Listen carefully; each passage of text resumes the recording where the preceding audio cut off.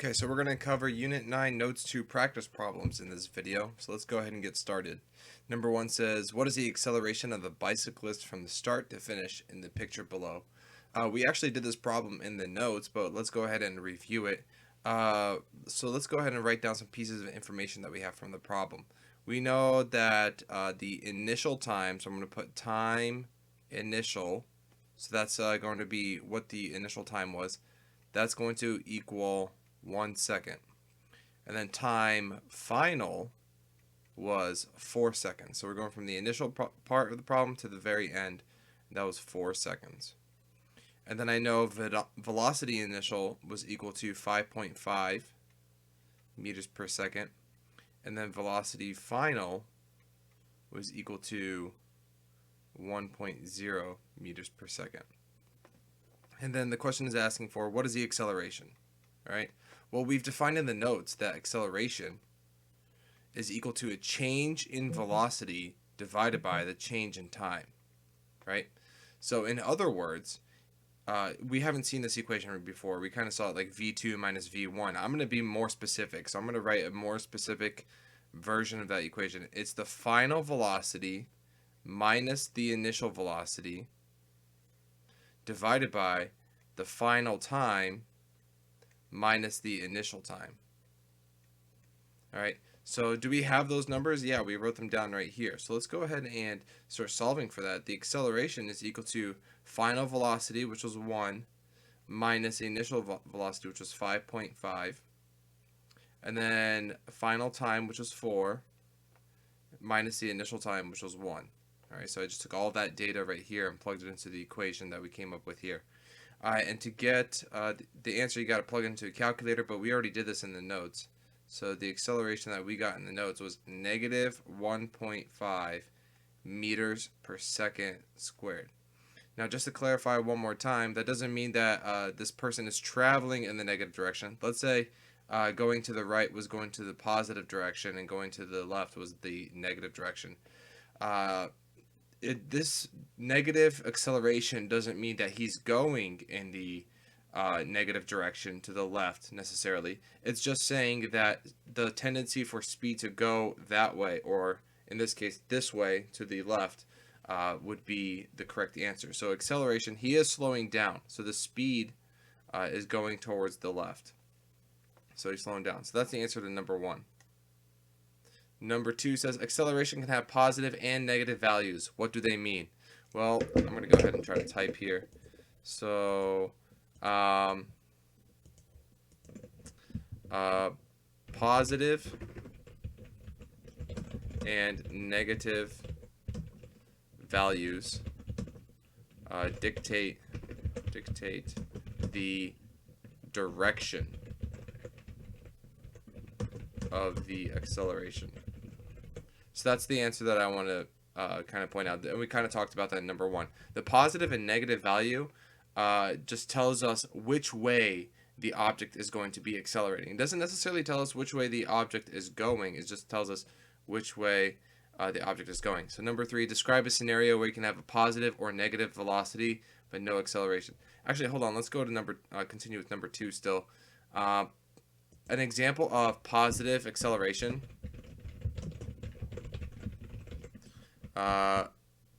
Example. That would be speeding up in a car from a stop sign. All right, so you've stopped at a stop sign. Now it's your turn to go.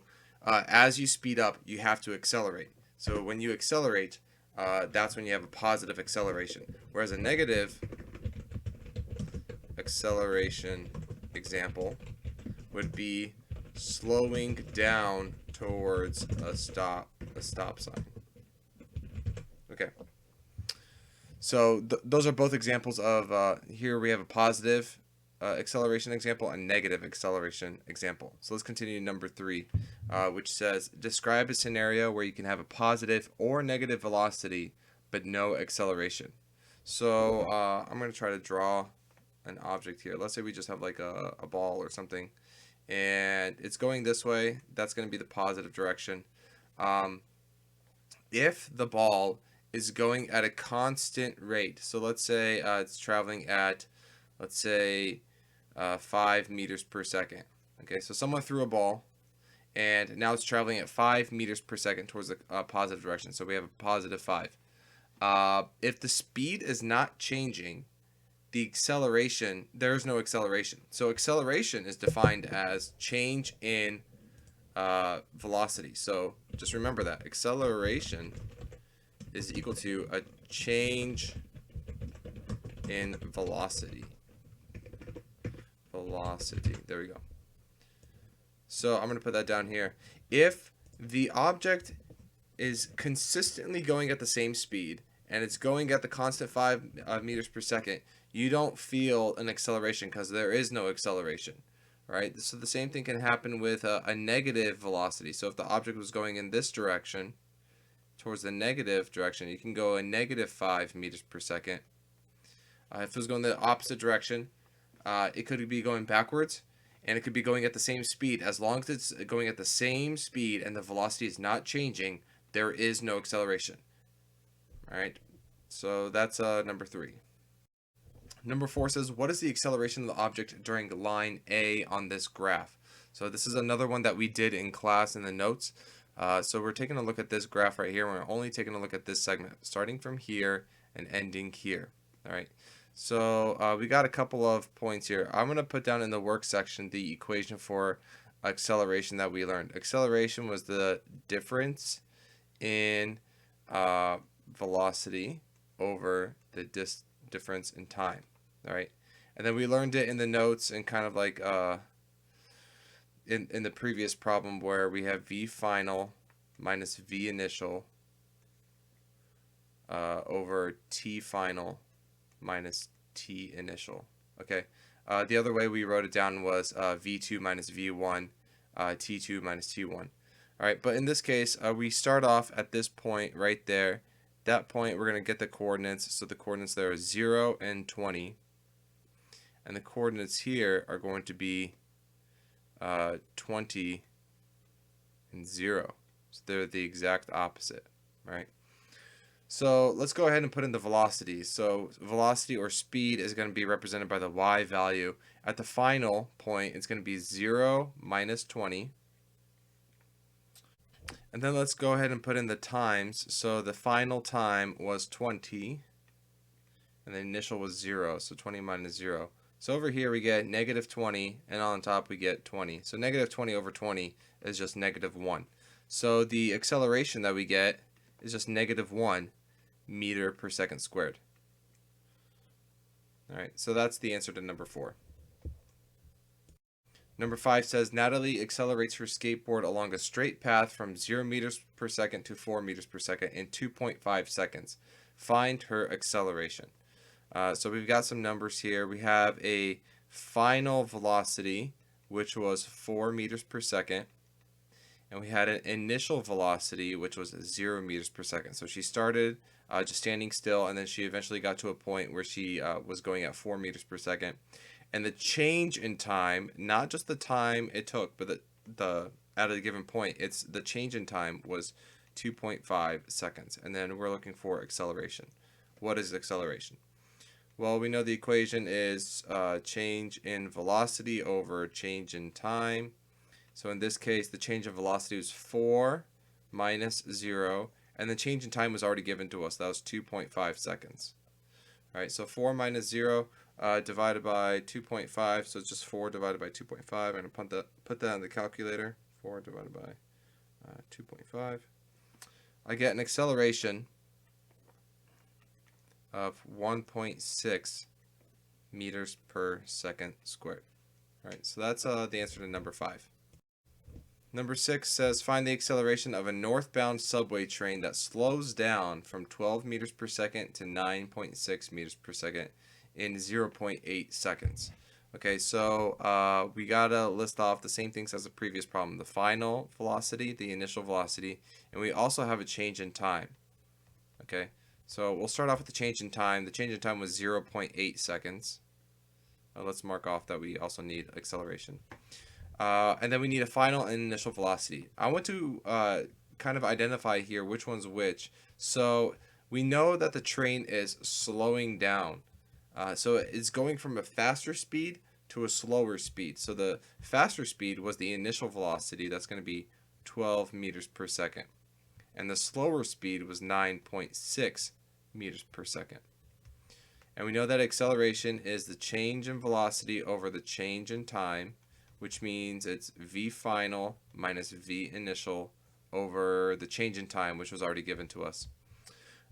So to plug that in, acceleration is equal to 9.6 minus 12 divided by 0.8. So if we put that into a calculator, we get 9.6 minus 12 divided by 0.8 gives us an acceleration of -3 meters per second squared. All right, so there's the answer to number 6.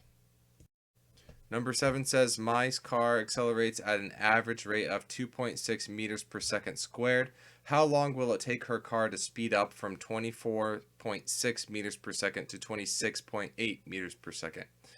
Okay, so we've got a couple of numbers here, so let's start writing them down. First one was 2.6 meters per second squared, and then we have 24.6 meters per second, and then 26.8 meters per second. So let's go ahead and identify what these are based off the units. Well, we know this one's acceleration because of the seconds squared, and then both of these are going to be velocity. All right, but one of these is going to be initial velocity, and one of these is going to be a final velocity. Which one's the initial? Well, you have to kind of conceptualize and think about the problem. The car is speeding up, right? So if it's speeding up, it's going from a slower speed initially to finally a faster speed. So the initial speed was a slower speed, and the final speed was the second speed, the faster one. And then the question is asking for how long will it take? Whenever you see those 5 words, how long will it take? That's always asking for a time, right? Or more specifically, a change in time. So we know that acceleration is equal to a change in velocity over a change in time, which means that we have final velocity minus initial velocity divided by my change in time. Okay, so let's go ahead and plug these numbers in. I'm actually going to condense this over here, so let me just rewrite it.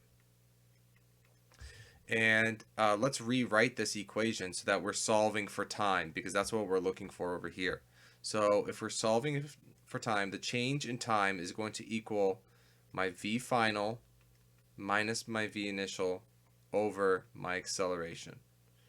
All right, so I'm actually going to write down here because I'm running out of room.